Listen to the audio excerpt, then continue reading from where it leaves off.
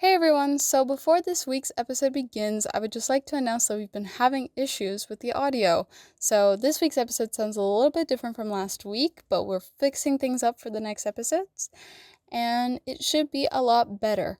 If there's any issues that you can find throughout this episode or anything you'd like to support and help us know next time to fix, you can comment on the YouTube comments or you can directly DM us on Instagram at Comfy in Distress. Thank you very much and enjoy this episode. Hello! Welcome back to another episode. Are you excited? Yes. Yes. Very excited. Very excited, yes. For this episode, you came up with a topic. Yeah, because we're going to take turns, and this one is just how poor mental health or mental health that's going downwards affects communication in relationships, which can be platonic relationships, romantic relationships, hell, even familial relationships. Yeah. What got you to think about this topic and bring it up today? It's just generally always on my mind how someone's mental health and psyche can always be impacted by their surroundings and can also always impact their surroundings. Fair. Because if, for example, your mental health is absolutely down in the drain, it will affect not only you, of course, but whoever you're talking to at that moment. Because if it affects the way you think, it also probably affects the way you speak.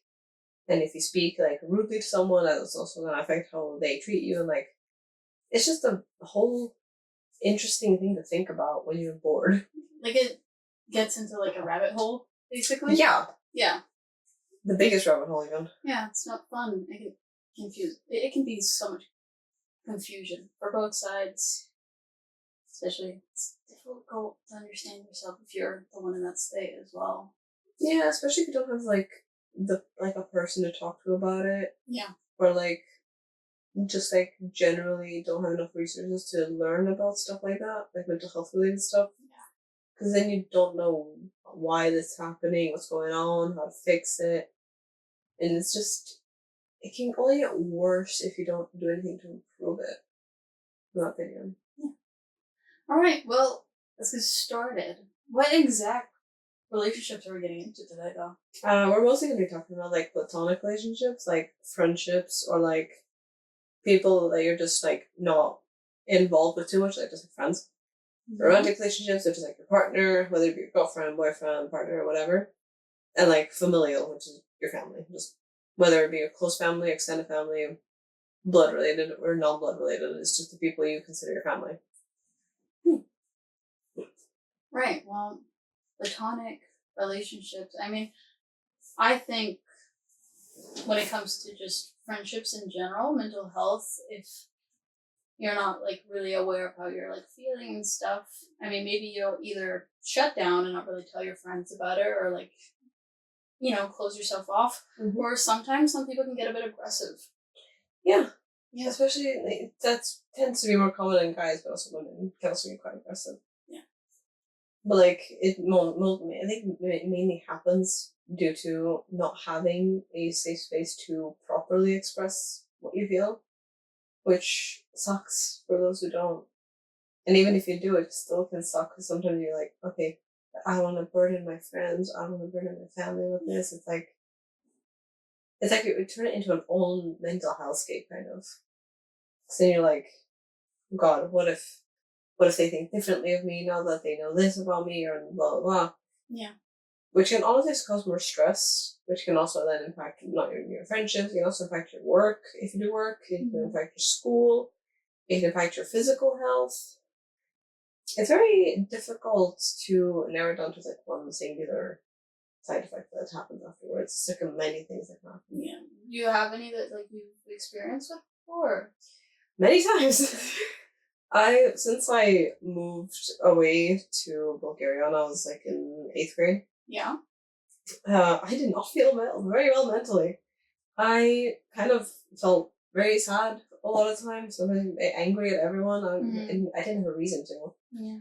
And that really impacted how I treated the people at the time considered my friends. Impacted how I treated my grandparents I lived with at the time. Made me lose my old friends who I had here. Yeah. And it just kind of sucked because when I finally did realize what was happening, I was kind of like, oh god, I ruined so much just because I felt like garbage and I didn't want to tell anyone about it. Because I had to put up this persona that, oh, I'm untouchable, I'm this strong, independent woman who can do everything by themselves. And it's just like, it really mentally kind of made me realize, damn, I need to get a grip and like start either talking to someone about it or fixing it on my own. Because this will only get worse if left untreated. Which thankfully I fixed. Because I now talk to my parents about it if I have to. I have both my sisters who are open to talk to me about it. I have, thankfully, you and my other good friends. And it's just so nice to be able to talk about it before I implode. Because then I don't explode on others. Yeah. Which is good, because it then also doesn't affect your physical health. Yeah. It is really, like, important for you to open up to, like, your friends and stuff, specifically your close friends. Because letting yourself, like, get isolated and not really in contact with the world and people sometimes can cause you to shut off, basically. Oh yeah, big time. Yeah, like, the build-up of emotions gets into, like, that whole explosion, just everything going to shit. Yeah. Because, yeah, once you implode it, like, internally, you're like, usually, at least in my experience, I tended to kind of shut off when I imploded. I kind of went numb. I didn't feel anything. Yeah. And like, sure, on others, I looked like I was enjoying myself, feeling sad, but internally, I just was like, what am I doing? Because I'm not going anywhere with this. Which sucked. Because then that affected how I was around my friends. And I kind of was this depressing person to be around, which I gather now is not very fun. Because, like, I want to be someone my friends can, like, have fun with. And when I am, like, in that numb state, it's not fun. Neither for me or for them. Yeah. I have, like, somewhat a similar experience because when I moved here, I had still a bunch of friends back when I lived in Canada. And it became kind of, like, awkward in speaking because I felt like I couldn't mention how I was feeling or struggling with things because I felt like I was ruining the mood and then there wasn't any fun. And really, that holding back then exploded on my friends and overall, like, just became difficult to handle me. Yeah, I feel that though. Yeah. And especially when you have to move around that much. Do you have any, like, recommendations or, like, any idea that helped you specifically to? I mostly just kind of one day kind of spoke to, I think it was my grandmother about the whole thing, because she's very, very knowledgeable in everything I know. She taught me, like, everything from cooking to how to feel my emotions properly. Yeah. And she kind of just went, yeah, not everyone will like you, but if you want as many of your friends to like you as possible, you kind of have to, like, get a grip of yourself. Because you are depressing to be around sometimes. Because you're always sad, you're always angry at everyone. And that kind of made me realize, yeah, I am kind of sad and angry like, all the time. And especially when I moved back here after 9th grade, I was just kind of in this mental state of, okay, I'm going to try something new. I'm going to actually approach people. I'm going to talk to them and, like, see if I have a mutual interest. And, like, I'm going to, talk and try to be myself. Yeah. And that helped so much in finding new friends who actually cared about me and, like, gave a damn about what I felt and what I cared about. Yeah. Which is so important in friendships, in my opinion. Or even a relationship or any kind of, like, relation you have with anyone. Them caring about the way you are and who you are as a person is so important. Well, when I said the title of the episode, did I mention communication or did I not? I think it was mostly, I don't know. Either way, it's just poor mental health overall. Yeah. Communication. Communication is a big, like, factor in all this. Because, yeah, mental health does, like, its own effects on you, but when you don't communicate with your close friend, like, your close friends or, like, your close family about this, they don't know what you feel and they don't know how to help you. And it's like really worrying, like at least in my experience, it worries them because they see you implode and they see you feel so sad. But they can't do anything about it. Yeah. Because if you don't talk to them, how are they gonna know? Which I think communication is so important in friendships, relationships. And honesty. Honesty is so important. Honesty and like just not hiding anything from the ones you truly care about is, in my opinion, so important. It's the most important thing to me. Yeah. But I also like kind of understand it being difficult to speak to people, especially when you put yourself, like, put an expectation. Mm-hmm. Then you're like, oh, I have to be this way to this person. I have to show myself this way. Or this is the behavior I always have with my parents, so it has to stay like this. Because if it breaks out of character, it becomes weird. And sometimes people do really react weirdly to you behaving differently. And, you know, especially when you're hiding emotion, like your like more emotional part, it becomes difficult to then bring up emotional topics. Yeah. I think something that helped me a lot, because for a period of time, like I was very, very sad a couple years ago. And I think something that really helped me was just finding, honestly, videos like online.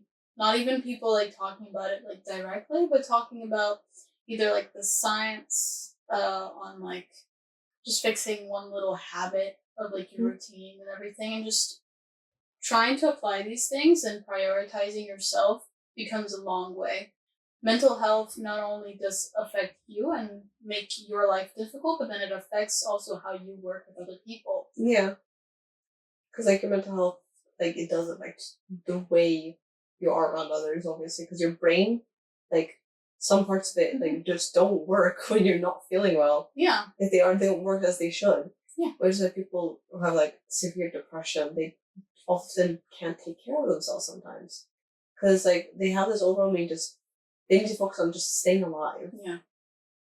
Most of the time at least, which is better than anything. Yeah. Which then also it becomes super important to search for resources. Community, people to talk to, anyone.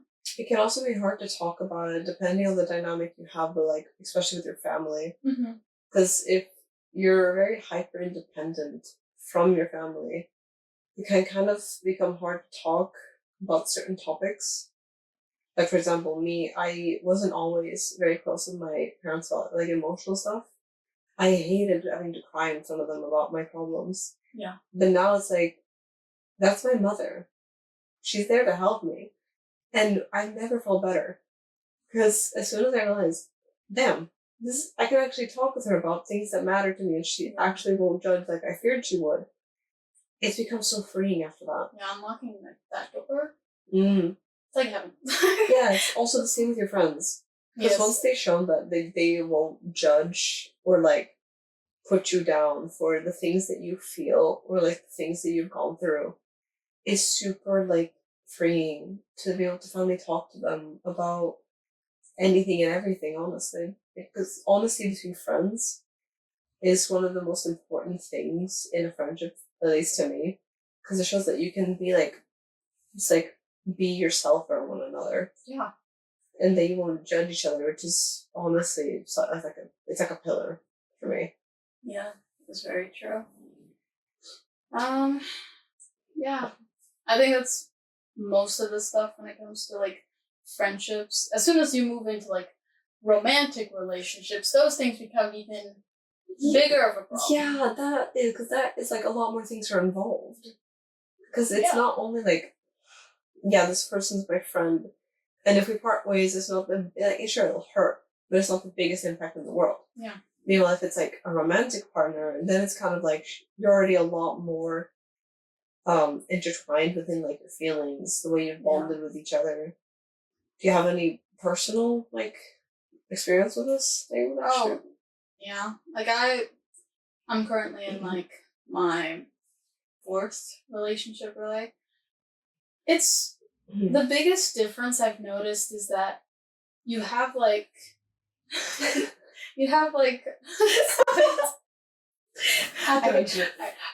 I'm ranting a little bit. Yep. I dislike the internet sometimes because any movement I do, if it's similar to something on the internet, it's funny. Anyways, yes, you're a foundation now. Continue. Yes. Sorry. But yeah, I've been in 4 relationships, and from what I've seen, at least, the biggest thing you really notice is that with friends and with relationships, you do have trust and communication, but it becomes so much stronger when you're going into a relationship because that person now also becomes a much bigger part of your life, almost part as like a not routine, but well, it's kind of a routine. It's somewhat of a routine, but you're talking a lot more, at least in most cases. Mm-hmm. But also to go back to the thing you just said about honesty, like to be truthful between friends. Yeah. That is not always the case sometimes because some friends hide and lie to their friends, which honestly, in my opinion, if you feel like you have to lie that much, like if you have to, but if you choose to lie to your friend that much, it just shows how little you actually value them as a person, not even your friend. Either that or you feel like you can't be yourself. Yeah, but like that's like if you have the choice to lie to each other, like have the choice to tell the truth and you choose to lie because it like make that you feel like you fit in or something, that's like a one thing. But like if you knowingly or maliciously choose to lie to your friends, that's just showing what you are as a person. Because I kind of recently had this friend who so often lied to me, but I found out afterwards through others. Yeah. It sucked. And like realizing that they valued our friendship that little to be so comfortable to lie to me was painful to learn. Because if my friends told me what they hid, what that person hid from me, that's just like, why would I find out from someone else when I could just find out from directly from you? It's a really like silly feeling. Yeah, I think that's just when people start prioritizing more like their enjoyment of being with a certain part of you, but not fully committing to it. Yeah. Yeah. Which like affected me personally for a while. I felt like I couldn't trust them at all, which I obviously can't. Mm-hmm. But with that specific friend, I felt like I couldn't trust them at all with anything they said after that, no matter if it was true or not. Yeah. And with some of the people involved, I also felt like, okay, what if they're also hiding something from me? What if they're like lying to me about this? It makes you paranoid. Oh, yeah, it makes you so paranoid. Yeah. Because like you don't know what to believe at that point. But it honestly just all comes back to talking with the person who's shown you that they value you as a person, not only as a friend. Yeah. But as an actual human being, and be like, hey, thank you for doing this. Can we talk about it? Because I'm feeling this XYZ. And communication between friends is so incredibly important. But between like partners, like in a relationship, honestly to me is even more important because you hide something from your partner. Now that's a different story. And with a poor mental health, if you are not honest about that, this like partner of yours is gonna have to deal with so much without them having like an understanding or something to look out for and search about. Because like romantic partners, at least, since they aren't like connected on more than just one level, it's so much more important for them to like know you and like know what you feel, what you go through, maybe even how to deal with some of the things you struggle with. And like if you don't tell them, how will they know? Which is the case for a lot of things, but like for romantic partners especially. If you don't tell them, how will they know like how to help you if you're feeling really bad about something or if you're feeling insecure? It's so important to just talk. Yeah. It's not that hard. At least about the not so deep things. About more personal topics I can understand. It takes a bit to open up. But like if it's just about like, for example, being jealous of something that they like did, like if someone was around them too long, it was like being too friendly. And like, hey, so I'm kind of feeling XYZ because this situation happened. Having that talk is so important because not only does it show that you care to want to keep building those bridges and keep building that like emotional intimacy, it also their response also shows how much they want that in return. Yeah. And if they don't show that, then that's on them. That's, you choose how to go about that. But personally, I wouldn't tolerate it. If I would just go, no, you show me clearly where you stand on this. I stand here, you stand over there, we're done. Because it shouldn't affect your mental health so negatively to just bring up a serious topic with your partner. Yeah. Because they're the ones who's supposed to be supporting you and be with you through everything. Yeah. And having one person, honestly, you know what, this reminded me of something my mom told me, actually, that I was, again, in a very dark period of my life, and I wasn't feeling that great, and I don't think my partner at the time was feeling that great either, due to many reasons. And I talked to my mom, and she was like, when it comes to relationships, obviously there are times where people are down and are not feeling that great.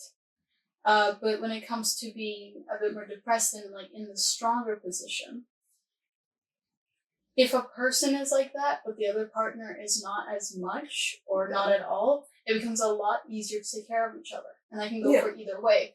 And but if both of them are extremely, extremely depressed or like with a very, very poor mental health, like you know what I mean? Yeah. I'm struggling right now speaking, but when they're both just deep in those depths, I think you know, it's like it's hard. It comes to a point where like it's not the right time. I think that actually goes and ties into what people say, like right person, wrong time sort of thing. Yeah. Because you both could be good people, but just genuinely, you both are at a point where like it won't work. You need to focus on yourself. It's always focus on yourself before going into any relationship, because that just brings out that part of friendship so much more. Yeah, because the whole right person, wrong time thing can be applied to so many different types of scenarios. Yeah. Whether it be work getting in the way, or school getting in the way, or having to, for example, go through and try to dealing with like a new diagnosis of some kind, like depression, anxiety, having to go through and navigate that, how to stabilize yourself before someone else going like with you through that. Yeah. To me is like so important, because you can't always rely on someone else's mental capacity to help when you can just help yourself or learn to help yourself. Because being slightly dependent on someone to just be there for you is okay to an extent. But once they started getting affected due to how you're treating them and how you're talking to them, that's simply not okay. Yeah. Especially because in a relationship, you're like a union. Yeah. You're like together, a team. Yeah, this is not even for relationships. It's like any type of bond, really. Basically. It can be for family, it can be for friends. But yeah, mainly for relationships, it will suck if one of them is hyper dependent on the other for their feelings. Yeah. And it's honestly kind of sad. Because, sure, they may not have all the resources to go through it, like a therapist, for example. But there's so many online resources that can at least help assist in the journey of getting there. Mm-hmm. But you can't help someone who doesn't want to be helped, which is a sad part. Unfortunately. Yeah, which that part itself will damage so many friendships. Yeah. Like, personally, I had this friend. She's really sweet. We're still friends. But we had this period where I tried to help her so much with her mental health, but she was struggling. And it didn't seem like she wanted to be helped with, and eventually backfired on me because I felt like I was useless. I wasn't doing a good enough job. Yeah. And it was like very toxic, because I tried to help her, but instead she still felt bad. I felt worse, and it clashed. And that's not what a friendship or any type of relation should be like. Like, it should not be, I try to help, oh no, now we both feel bad. It should be like a partnership almost. Yeah. Like, I help you, you help me, and if we don't want to like help, we can just sit there and chill until you're ready to either get helped or let me help you get help. Oh, communication. Communication is so important. Yeah. Our friendship, at least. There's Yes. a big part of it in communication, but Yeah. as mentioned in like the previous episode, I think. Yeah, it was. Where we both live together. Yeah. That also becomes like a really big thing. Yeah, because we have to communicate a lot, because not only do we go to the same school, we also share a few classes together, and we often either leave or go home together, which ends up in, if something happened either at home or at school, it will affect our day, whether we like it or not. Which is another thing about relationships. You can finish your thought. Because due to the nature of living together, yeah, it's very like, yeah, you see each other at school, but then you also have to go home and see each other. And if you want a long time, sure, that's fine. But you need to communicate that. If one of you wants to hang and the other one doesn't, it's kind of like, what do we do? And it's like, you just have to communicate what you want from that person. And I mean, it works fine for us because we're both at least kind of similar in that aspect. Yeah. I like my alone time. You like your alone time. Sometimes we just want to chill, have a girls' night. You know, don't take it doesn't matter. But it all just, we communicate very well about what we want from each other, which is good. Because I mean, we don't fight as often as we would in the beginning. Yeah. Well, I was so annoyed at the beginning. I think we do a lot better than a couple other like roommates. But this, like I was going to mention, is that with partners, right? And you're getting to that stage where you're also living together, but then you realize, oh, there's something mentally there for my partner, or crap, I'm doing something because I'm mentally not feeling okay. And so when you're like living together and you're mentally not there, either if it's your friend and your roommate or if it's like your significant other, it just goes from like living together and being able to work around each other and be there and support, and sometimes, you know, like we do have like a girls' night, it goes into coexisting with each other. Yeah. At least to me, it's also very important to have like a space of your own. Yes. Where you can just relax and not be bothered, or like not bothered, but like you can chill and like sort out your own things before you go and talk to the other person. Yeah. Because going into a conversation with a clouded mindset doesn't always end well. So it's important to clear your head first and just talk to them like, hey, today's not a good day for me. I'd rather not that affect us. Can we just take a chill today? Yeah. And then having like responsibilities that go together and you just don't feel like talking to each other at the moment, like, and then it makes like things super difficult sometimes to like deal with each other. Yeah. And just coexisting is just not fun. No. It really is about talking to each other. If you are coexisting, right? If you're coexisting with someone right now. Yeah. And you're just in the same place but you're not really talking to each other and you're uncomfortable with one another, just please go up to them and just kind of decide, hey, things are a little bit weird and tense between us. Let's just sit down and talk about it. You just want to live together, not just coexist. Exactly. So if it makes it easier for you to just kind of like write down what you want to mention, if it's like how you're mentally feeling, like what your connection is, that's probably one of the bigger things you want to talk about. It's like, what exactly is our situation? Because there's just living with it and dealing with it, and then there's actually you finally questioning about it. When you question about it, you can then think about it clearer, especially when you're thinking about it with someone else. Because then you get their perspective and you get how they feel if you're able to ask and they directly tell you. And if they're being avoidant about it, they don't really want to work it out, and unfortunately, it just makes it hard to even like really happen. Yeah. And also, communication between at least partners especially helps build that trust that is needed to being able to either continue talking about it or going through something together, especially if you live together. Because if you live in the same space, especially if it's an apartment, you need that trust to not lose your mind and like want to like move out or go back home or whatever. Like trust between people is so important, and it's all built on communication. Yeah.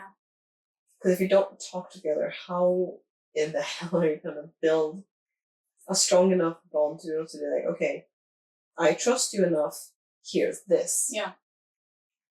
It's like, it's so vital to many relationships. Yeah. Hell, even friends. Also, I see you. Not all of you, so you're fine, but I see you, the one that's just feeling anxious and nervous and just like, but like, what if they like won't listen to me and just, I don't know, I shouldn't mention how I'm feeling and like my mental health. Like, you know, like maybe you don't understand it, but genuinely ask and talk about it, because as soon as you hear someone else's perspective, you then get a better perspective of yourself. Yeah. It's just true. Because you can't always read people's minds, and not everyone can read your mind. Yeah. Actually, no one can read your mind. Go talk to that person right now. Go. Or at least write down what you want to say. Yeah. Sometimes I find writing it down helps me realize what exactly is the root of the issue. What is making me feel so bad? And what is affecting my mental health to the point where I cannot communicate it clearly to the person I love? Basically, you don't know, ask. Just ask. Ask. A question is free, and the worst they can do is say no. Or just tell you to go away, but that's a different story. Well, I think the thing is, honestly, no isn't even that bad. I think the worst thing they can do is just completely disrespect you and push you away and not try to understand. If you are not trying to understand, we've all had that person. Yeah, somewhere there you've had them, and I understand that fear can also come from that. I see you, but genuinely, if they're going to tell you about it and trying to understand, they love you. They care about you. Yeah. And if they don't, leave them. No. Surround yourself with people who are going to love you for who you are. Yeah. Like my grandmother once said, surround yourself by smart people, not idiots.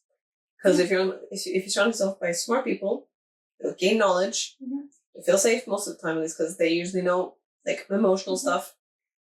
Or just surround yourself with people who are emotionally intelligent. Like you and my partner, but that's a different story. But just surrounding yourself with people who are caring enough to not let your mental health affect your guys' relationship is really important. Because if your relationship's getting affected by one person's mental health, it's worth having a conversation over it. Like, hey, I see you going through this. I'm here with you. If you want to talk, great, I'm here. If you don't, I'll sit here and listen. Or I'll just sit here in silence and we can do our own thing. Like, having that talk is so important. Yeah. Because, like, why not if you care about the person? Like, I would do anything for my friends or my close people. I don't care. I'll go to the ends of the earth for them. Yeah, me too.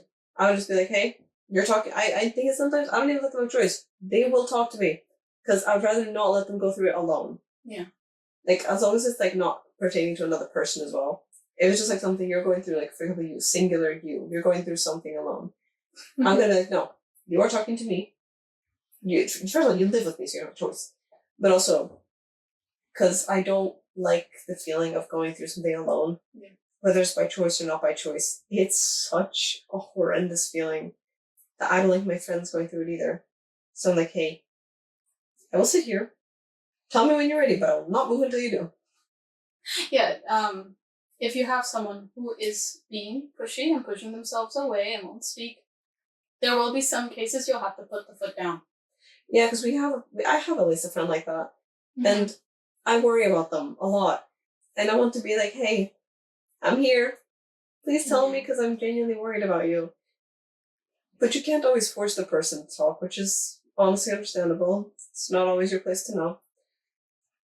But when it affects your friendship with that person very negatively, there is a point where, okay, you have to set your foot down. You kind of got to push them, like, hey, don't go do this alone. Yeah. It sucks.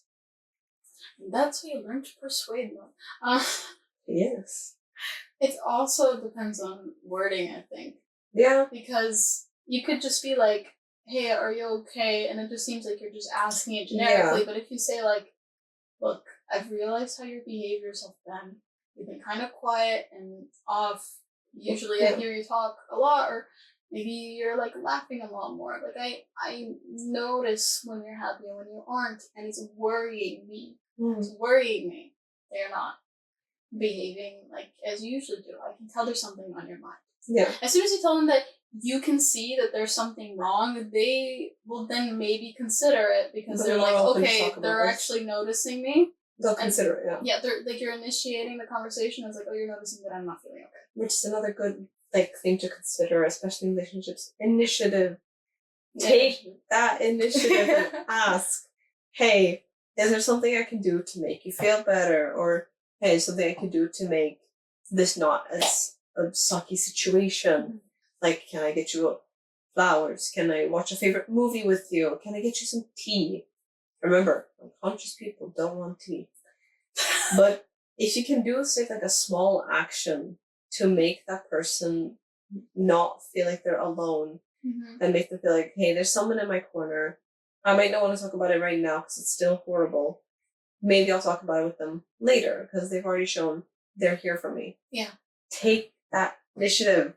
It's really important. Communicate. Yes. Hi. Oh my god. Hi. Because that communication initiative combo is so important to many people who don't feel like they have someone. Like I did a few years ago. It's back when my best friend didn't want to talk to me because I messed up because of how horrible I was feeling. Yeah. I was surrounded by the wrong crowd.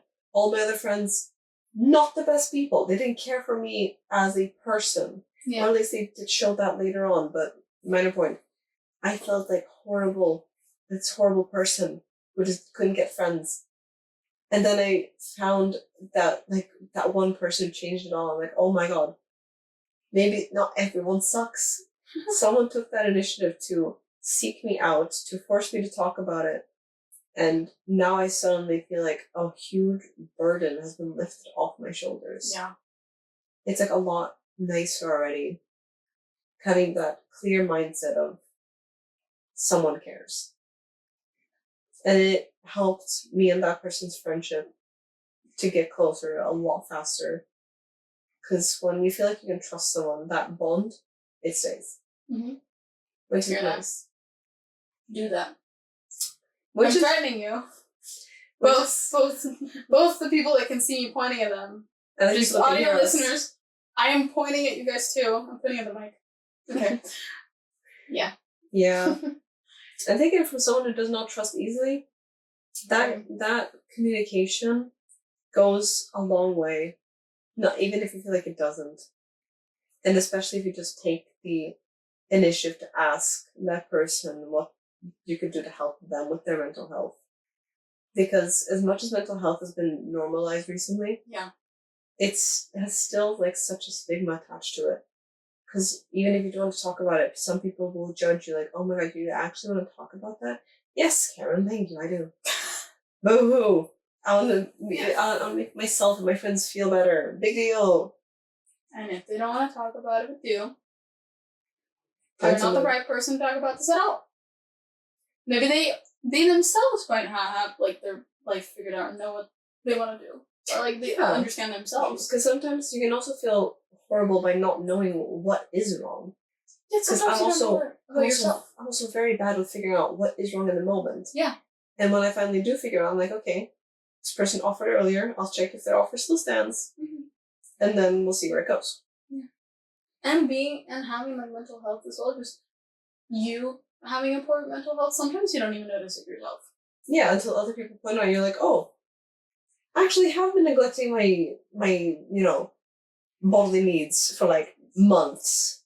I didn't realize. That's why you search for sources, okay? Honestly, I will admit this because it is embarrassing, but I do watch a lot of these videos. I watch a lot of self-development videos, even if it's just something playing in the background.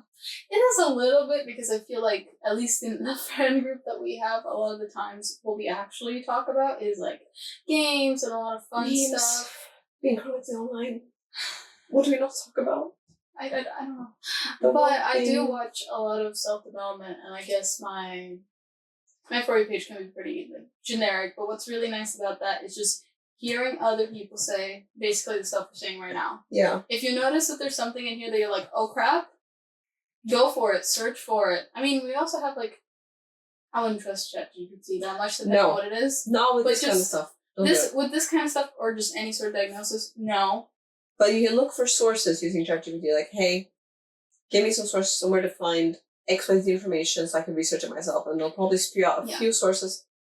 Please make sure to fact check them. If you don't, that's on you. And if you want a more fun approach, I really enjoy film analysis because I love looking into character development. It's something I adore. And that helped me so much with understanding people when you look at other people, because movies are written by people for people. Yeah. It's just very, very relatable. Right? Also, finding a psychologist online, like a YouTuber who's also a psychologist or has a degree in psychology, is so interesting because, first of all, they give advice for free, and second, they give a unique perspective on the world that you probably didn't even consider existed before. Because I used to watch a lot of mental health related stuff, even it was small animatics to people just talking in their cars. It helped me realize, my perception of the world is not entirely true. Yeah. Not everyone sucks. It's just the people I've been unlucky enough to encounter. Mm. But even they didn't suck, just our friendship was not right. Yeah. And they have to realize that through their perspective of things. They're that makes a lot more sense now. If you want sources of our own, I got you. If you both want the film and the therapy, there's a channel I like to watch sometimes, literally called Cinema Therapy, where a filmmaker and a therapist who, I think New Justice College. I saw this one. It's actually so much fun. They're genuinely really fun, and they just break down overall psychology and films.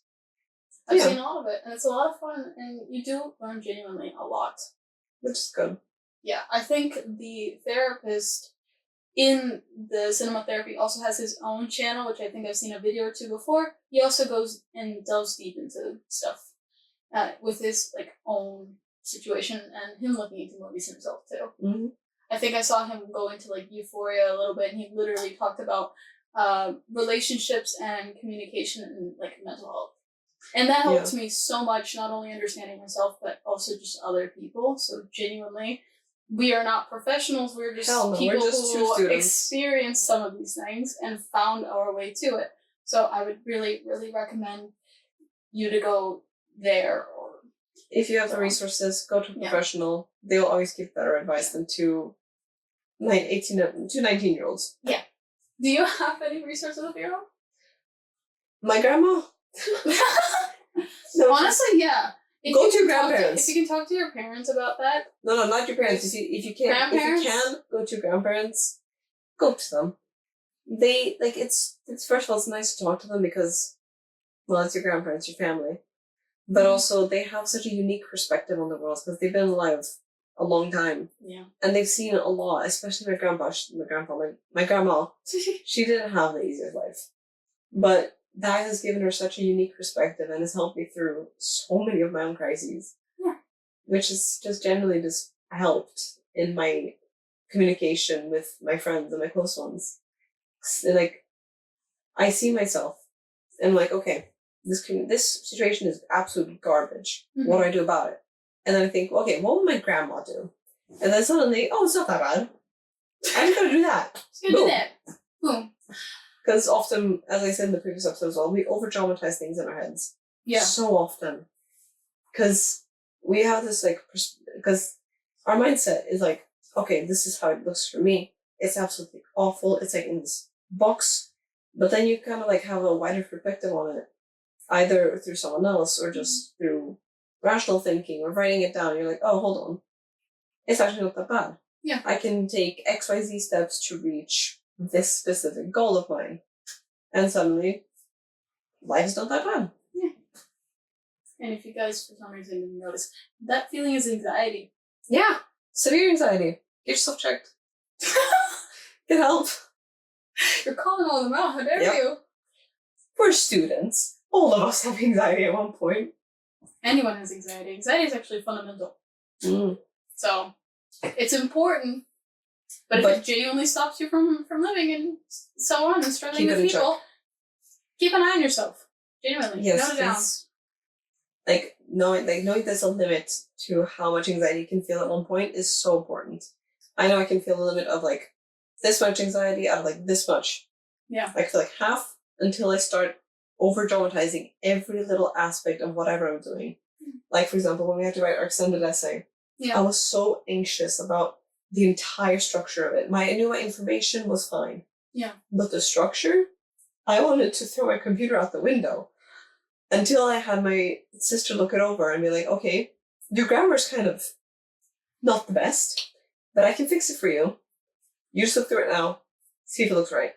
And suddenly, it's not that bad. Yeah. Now, we've talked a lot about conditional love. How about unconditional love? How about families and your mental health? Yeah. Mental health in a family environment affects everybody. Like, could be due to families being usually like blood related, even if they're not blood related. You live in the same household. At least, yeah, you usually live in the same household. Yeah. Especially when you're young, and since children are very impressionable, they often they often express what they see others expressing. Yeah. Like if they grew up in a very angry home, they're usually a very angry person, or a very sad home, vice versa. I feel like that can affect your mental health so much, because due to what you see when you're a kid, that will change your perspective of everything. Mm-hmm. For example, you grew up in a very sad home versus a person who grew up in a very happy home. Yeah. They can view the situation in two very different lights.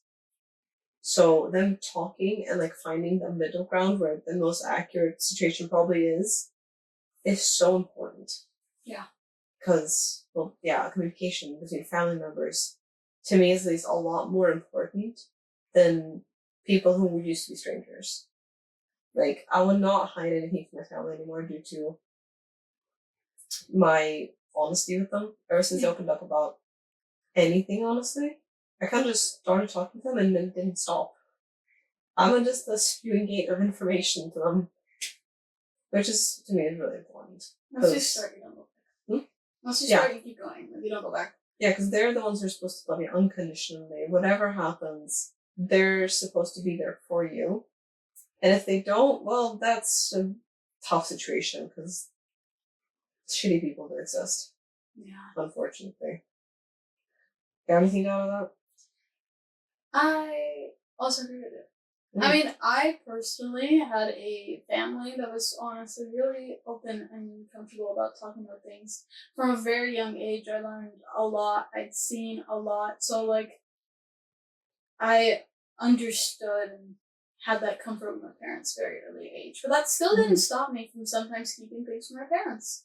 I think that's very normal at a young age, keeping it. Especially teenage. Yeah. Which, unfortunately, does cause that period of time where you and your parents are like enemies. Where, like, as a teenager, you're like, no, you don't get me. You suck. Like, yeah. I think we all relate to that, but it's just that period of time where, like, you're learning about new things, you know what to bring up with your parents, what you should bring up, or you know what they're gonna say, and you're just, or you think you know what they're gonna say as well. Yeah. And you don't want to hear about it. Yeah. Yeah, but then it sucks. But that is like a very normal part. Now, having then poor mental health adding on to that, then it just gets to a point where, like, you are going to put your parents in concern. Yeah, because they'll obviously see their child and be like, okay, my child is something wrong with them. What the hell do I do? I'm concerned. Because children who don't talk to their parents like that, like, sure, it might work for them in the short while, but, like, in the long run, it's better to have an open and honest communication system with your parents. Yeah. It doesn't have to be about everything, but, like, topics that affect your mental health, like, for example, a bad breakup, or you're failing a class, which is totally normal.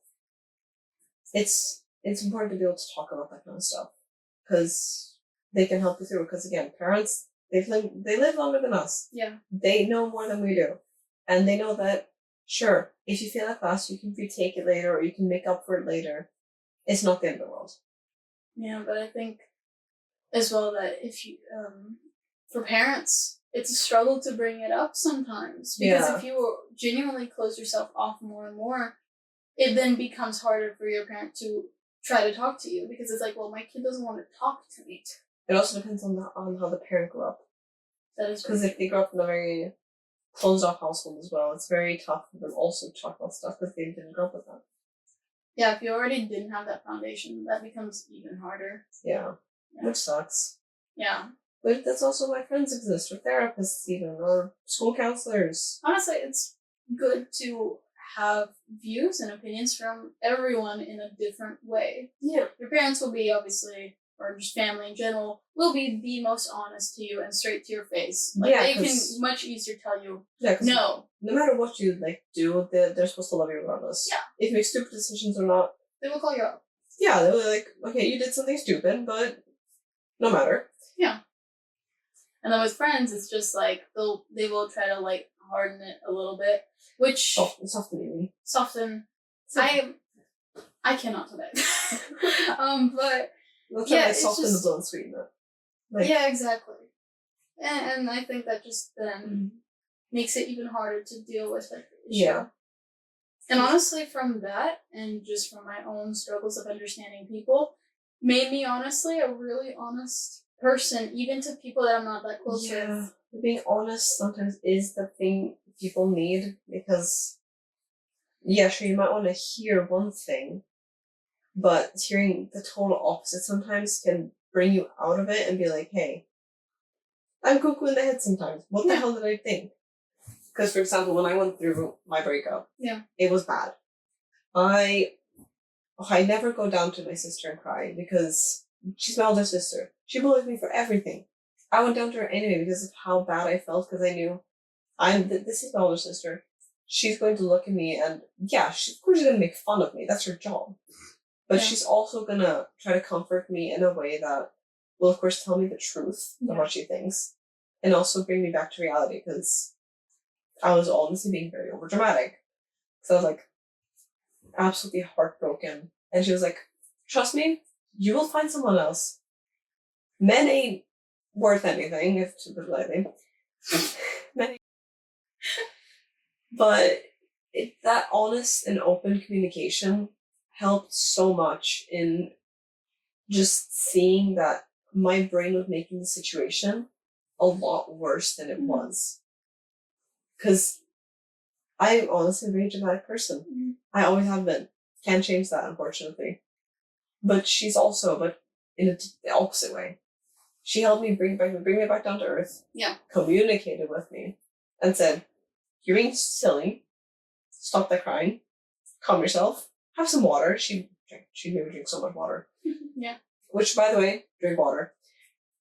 That open communication just kind of brought me back down and like, okay, this will be fine. I have my support system here, which is my family. Sure, they may not know everything, but as soon as they see me crying, they know something's hit the fan. Yeah. They need to bring me back down and be like, yo, breathe. You'll be fine. It's not the end of the world. Never is. Especially with people. Especially with breakups. Unless they were a good person, I understand that. But if they were a bad person who only affected your mental health negatively, leave them. Yeah. But at the same time, it's just like, if it ended, and even if it was like a really good person, it gets to a point where it's like, you really can't just curl up into a ball and just forget everything else and like ignore your own life. You genuinely have to just go on, live, and think for yourself. Like, maybe that sounds selfish, but genuinely, you need to prioritize yourself over everyone else. Like, I used to watch this YouTuber Thomas Sanders when I was younger. Yeah. And he had a whole video about selfishness versus selflessness. And sometimes it is important to make the selfish decision if it's for self-care. Sometimes you need to prioritize yourself over others if you are in what would be a good equivalent to a life or death situation with your mental health. You have a whole analogy about when you're on an airplane and they tell you to put on your own mask before your other person's. Yeah. Sometimes you have to do that with your mental health as well, because you cannot help someone else regulate their emotions when you haven't regulated your own. Because that just adds on to the pile of poor mental health that you already had. Yeah. And it just adds on more and more. Like a dirty pile of laundry. And more just keeps coming. And there's no way to just get rid of it. So you need to fix it before you can take in more. Which is really odd. Like, honestly, it's the best piece of advice I heard that entire year. Yeah, that I just need to put on my own oxygen mask before helping my fellow neighbor. Because if I can't breathe, how the hell am I supposed to help the next guy? Just. But yeah, Yeah. communication is still like the root thing between people. Because it's the way we connect, it's the way we bond, it's the way we build trust. And without it, everything falls apart. Which is honestly also what we're going to talk about next in psychology. Fun. Yeah. Because the way communication affects relationships is really interesting. Because good communication, or like over communication, in my opinion, is good. Because that means that you've spoken about it, you've explained XYZ reasons, you've listed it, whatever. But like under communication or bad communication, it shouldn't exist in the first place. It's, honestly, in my opinion, this might sound harsh, but it's really not that hard to just have that talk and be like, hey, this is not okay because blah, blah, blah. I want blah, blah, blah to change. Is there a way we can do this together? Yeah. Because if you really care about them, why not go the extra mile? It's always the first step. Yeah. The first step? Biggest. Super scary. Terrifying. I still hate the first step till this day. Yeah. Sucks. Do it. Bleep that out. But yeah, it's just helping someone come over their own mental struggles to fix your relationship with them is the purest form of love I can imagine. And that can come from friends, couples, your partners, family even. Family. It all works in like a different way, but without that communication. Because everyone has a different form of love to, even friend to friend. Yeah. Like, from the example, you to the other girl in our friend group, and the other girl in our friend group. I'm like, okay, I feel love for all three of you. But it's a different kind for everyone. Yeah. Because of how close we are. And it's the same with like other people. I feel a different amount of love and trust because of how like little or how much they've been through with me. Because if they support you, that honestly if they support you through a tough like situation, it builds trust there. Yeah. Even if you didn't intend it, it's like they were there for you when you needed them. You know what majority of us have, and we should appreciate more? Language. Because no matter how much we communicate, like physically and in other ways, language really becomes what expresses the most. Like that's why we have so much writing, right? Right now, like for our English class, we're looking into like poetry and the different uses of languages. Poetry is such a good conveyor of emotion, though. Yes. Because like metaphors, just illusion, all of this is such a good way to just show it if you don't want to exactly say it. Yes. And the fact that there's so much you can use communication. There's so much you can do with language that why not communicate? Because it genuinely becomes the biggest thing. Yeah. To mention what's on your head, you can't exactly mime it. Maybe you can try and draw it, but then like people can interpret that differently. If you just say it and use your words, that will be the rawest and the best way of like actually being like. It also leaves no room for interpretation. Because if you say it straight up, it doesn't matter if it sounds harsh or not. If you say it straight up, they can't possibly misinterpret it. Because then you're like, I don't like this, this, and this. I would prefer this to change. Can you help me through this? Yeah. And that goes for everyone. Yeah. No matter if it's your friend, boyfriend, girlfriend, family, whatever it is, whoever it is in your life, just talk to them. Because you really never know if someone's struggling, honestly. Yeah. Like, I would want you to come by randomly. Even if I'm working or something, like you just go like and knock on my door and just be like, hey, can we talk for a second? Yeah. Thankfully, I've, like, for example, Mel here, my lovely co-host, I have developed a kind of trust where I can just kind of come by and like, hey, I'm having a really bad day and I would like to talk to someone, or just sit in your room and just feel my emotions. Can I do that? And usually, of course, you'd say yes, because you're a very good person. And I'd only really do that to 2 people, which is you and the other one. Not mentioning names. But, dude, it's only because of how much you 2 have been through with me and seen me go through. Yeah. Because of how much we've built that trust through communication and through you 2 helping me through my very bad choices that are made on my part and through my mental health crises. Mm-hmm. Which I love you 2 for. I love you too. Lastly, what was I going to say? Yes. And if this is somehow like the kind of treatment you want with your friends and this kind of connection, take the first step. Exactly. Be the one to genuinely like go for it and show this kind of like love and consideration. And if they don't give it to you back, they're not worth it. They're not worth it, and they will take that opportunity possibly as like they're always here for me, and they can exploit you. Yeah, they can exploit you. Like, as someone who took the first step recently, do it.